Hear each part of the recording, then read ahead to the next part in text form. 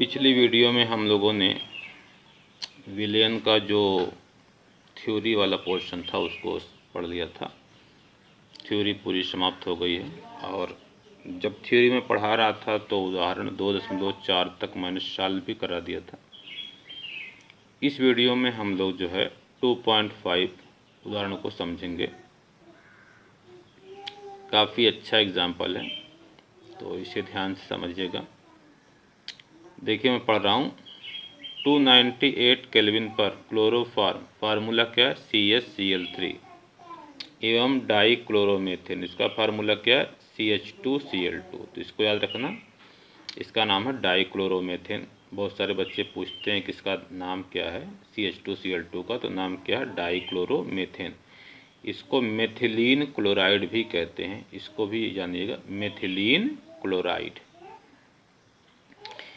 कि वाष्प दाब क्रमशः 200 मिलीमीटर ऑफ Hg व 415 मिलीमीटर ऑफ Hg है। यानी जो क्लोरोफॉर्म का, शुद्ध क्लोरोफॉर्म का वाष्प दाब है वो क्या है 200 मिलीमीटर ऑफ Hg है, और जो शुद्ध डाइक्लोरोमेथेन है उसका वाष्प दाब क्या है 415 मिलीमीटर ऑफ Hg। तो इसमें निकालना क्या है, नंबर 1 25.5 ग्राम क्लोरोफॉर्म व 40 ग्राम डाइक्लोरोमेथेन को मिलाकर बनाए गए विलयन के वाष्प दाब की गणना 298 केल्विन पर कीजिए। वाष्पीय प्रावस्था में प्रत्येक अवयव के मोल अंश की गणना कीजिए। तो ये दो चीज़ें हैं। सबसे पहले हम जो फर्स्ट पार्ट है 25.5 ग्राम क्लोरोफॉर्म और 40 ग्राम डाइक्लोरोमेथेन को मिला के जो विलयन बनाया गया है उस विलयन का क्या हमें निकालना है, वाष्प दाब निकालना है। तो पहले हम फर्स्ट पार्ट को हल करेंगे। देखिए सबसे पहले हम लिखेंगे हल, उसके बाद लिखेंगे दिया है। क्या क्या दिया है, अभी मैंने बताया कि क्लोरोफॉर्म का जो वाष्प दाब है ये 200 मिलीमीटर ऑफ Hg है। तो शुद्ध अवस्था के लिए यहाँ पे क्या लगाएंगे 0, यानी P0CaCl3 क्या है 200 मिलीमीटर ऑफ Hg है। शुद्ध अवस्था में डाइक्लोरोमेथेन का वाष्प दाब क्या है 415 मिलीमीटर ऑफ Hg है। क्लोरोफॉर्म का द्रव्यमान, क्लोरोफॉर्म क्वेश्चन में देख रहे होंगे, क्लोरोफॉर्म का जो द्रव्यमान दिया गया है वो कितना दिया गया है 25.5 ग्राम। तो क्लोरोफॉर्म का द्रव्यमान कितना हो गया 25.5 ग्राम। डाइक्लोरोमेथेन CH2Cl2 का द्रव्यमान 40 ग्राम दिया है। हमें निकालना है कुल दाब फर्स्ट पार्ट में, और सेकंड पार्ट में निकालना है वाष्प अवस्था में डाइक्लोरोमेथेन का मोल अंश और क्लोरोफॉर्म का मोल अंश, ये दोनों चीज़ें निकालनी। तो सबसे पहले हम फर्स्ट पार्ट को सॉल्व करेंगे। सबसे पहले हम उसमें क्लोरोफॉर्म का और डाइक्लोरोमेथेन का मोलर द्रव्यमान निकालेंगे। तो क्लोरोफॉर्म का मोलर द्रव्यमान क्या है, कार्बन का देखिए 12 है, हाइड्रोजन का 1 है, क्लोरीन के 3 परमाणु हैं, तो 3 गुणे 35.5, इसको हल करेंगे तो आएगा 119.5 ग्राम प्रति मोल।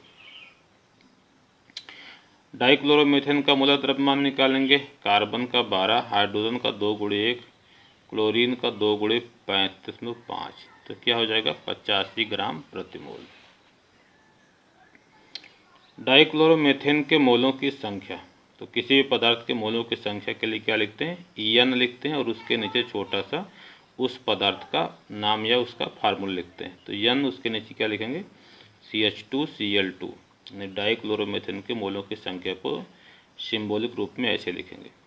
तो जिस पदार्थ के मोलों की संख्या निकालते हैं उस पदार्थ का द्रव्यमान ग्राम में बटे उसका मोलर द्रव्यमान। तो डाइक्लोरोमेथेन का द्रव्यमान जो हमको दिया गया है वो क्वेश्चन में देखिए 40 ग्राम है, और डाइक्लोरोमेथेन का मोलर द्रव्यमान कितना है 85। तो हम करेंगे 40/85, तो 0.47 आ जाएगा हल करने पर। इसके बाद हम डाइक्लोरोमेथेन का मोल प्रभाज, तो मोल प्रभाज किस लिखते हैं, एक्स से, कैपिटल एक्स लिखेंगे तो उसके नीचे लिखेंगे CH2Cl2। ये क्या पढ़ा जाएगा, डाइक्लोरोमेथेन का मोल प्रभाज। तो जिस पदार्थ का मोल प्रभाज निकाला जाता है उसके मोलों की संख्या बटे कुल मोलों की संख्या। तो यहाँ पर जो विलयन बनाया गया है वो डाइक्लोरोमेथेन और क्लोरोफार्म का बनाया गया। यहाँ पर मैं एक चीज़ समझाना शायद छोड़ दिया हूँ, ये लाइन, क्लोरोफार्म के मोलों की संख्या। तो क्लोरोफार्म के मोलों की संख्या क्या लिखेंगे, N, उसके बाद क्लोरोफार्म का फार्मूला CHCl3। तो जिस पदार्थ के मोलों की संख्या निकालनी है तो उस पदार्थ का द्रव्यमान ग्राम में बटे उसका मोलर द्रव्यमान। तो क्लोरोफार्म देखिए दिया गया है 25.5 ग्राम, ये हो जाएगा। और इसका मोलर द्रव्यमान हमने क्लोरोफार्म का निकाल लिया है 119.5। तो 25.5 बटे क्या हो जाएगा 119.5, हल करने पर क्या आएगा 0.213। ये क्या है, क्लोरोफार्म के मोलों की संख्या। ये क्या है, डाइक्लोरोमेथेन के मोलों की संख्या। अब हम जब डाइक्लोरोमेथेन का मोल प्रभाज निकालेंगे तो डाइक्लोरोमेथेन के मोलों की संख्या बटे कुल मोलों की संख्या। तो कुल मोलों की संख्या में क्या हो जाएगा, डाइक्लोरोमेथेन के मोलों की संख्या और धन क्लोरोफार्म के मोलों की संख्या। तो डाइक्लोरोमेथेन के मोलों की संख्या देखिए 0.47 है बटे 0.47 को आगे लिखना चाहिए था, ये मैंने यहाँ पर क्रम पलट दिया है, उसको आप सही कर लीजिएगा, क्योंकि ये इसका जो मान है देख रहे होंगे 0.47, तो ये आगे होना चाहिए था, ये पीछे, उससे आंसर पर कोई असर नहीं पड़ेगा, लेकिन इसको आप आगे कर लीजिएगा। उसके बाद देखिए यहाँ पर क्या है, क्लोरोफार्म के मोलों की संख्या। तो क्लोरोफार्म के मोलों की संख्या मैंने निकाल लिया 0.213, तो इसको बाद में लिखिएगा, हल करने पर आएगा 0.688। तो ये क्या आ गया, डाइक्लोरोमेथेन का मोल प्रभाज। इसी प्रकार से हम निकाल लेंगे क्लोरोफार्म का मोल प्रभाज। तो या तो आप फार्मूला का यूज़ करेंगे, क्लोरोफार्म के मोलों की संख्या बटे कुल मोलों की संख्या, या तो आपको मैंने जब मोल प्रभाज में समझा रहा था तो मैंने बताया था कि किसी भी विलयन में जो अवयव होते हैं उनके मोल प्रभाज का योग क्या होता है, 1 होता है। अगर हमने डाइक्लोरोमेथेन का मोल प्रभाज निकाल लिया तो हम क्लोरोफार्म का मोल प्रभाज 1 में से घटा के निकाल सकते हैं। तो क्लोरोफार्म का मोल प्रभाज क्या होगा, 1 माइनस 0.688, तो 0.312 आ जाएगा। विलयन का वाष्प दाब, तो यहाँ पर P कुल लिखेंगे, तो ये हो जाएगा, आपको राउल्ट के नियम मैंने पढ़ाया है कि विलयन का जो वाष्प दाब होता है वह जो वाष्पशील उसके अवयव होते हैं उनके आंशिक वाष्प दाबों के योग के बराबर होता है। तो P CH2Cl2 क्या है, डाइक्लोरोमेथेन का वाष्प दाब है, और ये क्या है, क्लोरोफार्म का वाष्प दाब।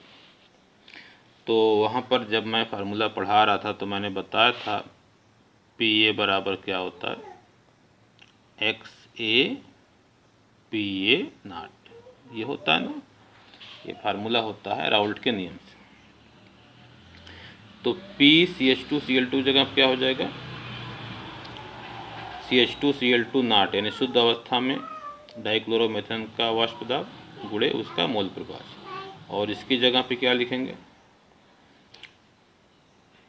क्लोरोफार्म की शुद्ध अवस्था का वाष्प दाब गुणे उसका मोल प्रभाज। इस फार्मूले से राउल्ट के नियम से मैंने लिखा। अब इसका शुद्ध अवस्था में वाष्प दाब डाइक्लोरोमेथेन का दिया गया 415, इसका मोल प्रभाज निकाला गया 0.688। क्लोरोफार्म का शुद्ध अवस्था में वाष्प दाब 200 दिया है, इसका भी मोल प्रभाज निकाल लिया गया है। इसका गुणा करने पर इतना आएगा, इसका गुणा करने पर इतना आएगा, जोड़ने पर आ जाएगा कुल वाष्प दाब। तो ये है आपके विलयन का कुल वाष्प दाब 347.92 मिलीमीटर ऑफ Hg। तो फर्स्ट पार्ट का सलूशन है। अब इसका सेकंड पार्ट आप देखिए। सेकंड पार्ट में हमें निकालना है वाष्प अवस्था में उसका मोल अंश निकालना। ध्यान से देख लीजिए, सेकंड पार्ट में हमें निकालना है वाष्पीय प्रावस्था में प्रत्येक अवयव के मोल अंश की गणना करना है।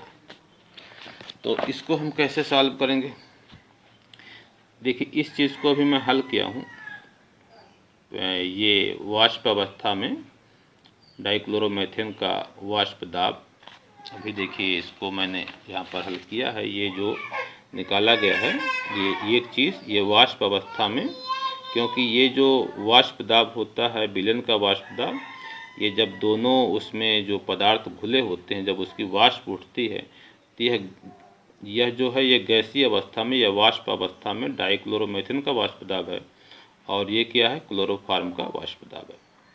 तो वाष्प दाब किस अवस्था में होता है, वाष्प अवस्था में या गैसीय अवस्था में।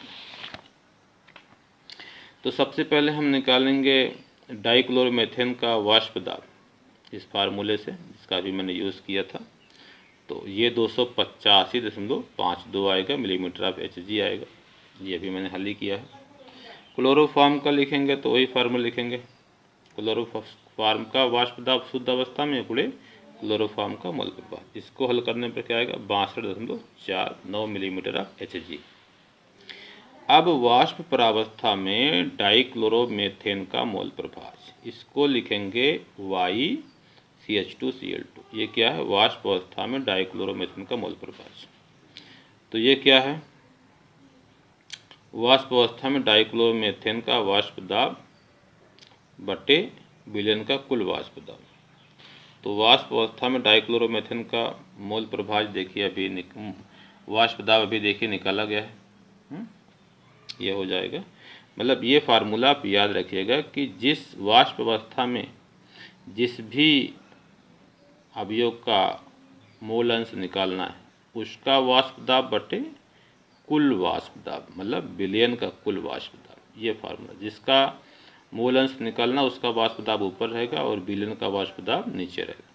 तो हमें निकालना डाइक्लोरोमेथेन का, तो डाइक्लोरोमेथेन का वाष्प दाब हमने देखिए यहाँ पे निकाला है ना, 285.52। तो ये ऊपर रहेगा। और कुल वाष्प दाब जब मैंने जोड़ के निकाला था कुल वाष्प दाब विलयन का, तो देखिए यहाँ पर आया था 347.92 मिलीमीटर ऑफ Hg। तो उसको क्या करेंगे, नीचे करेंगे, भाग देंगे, तो आएगा 0.82।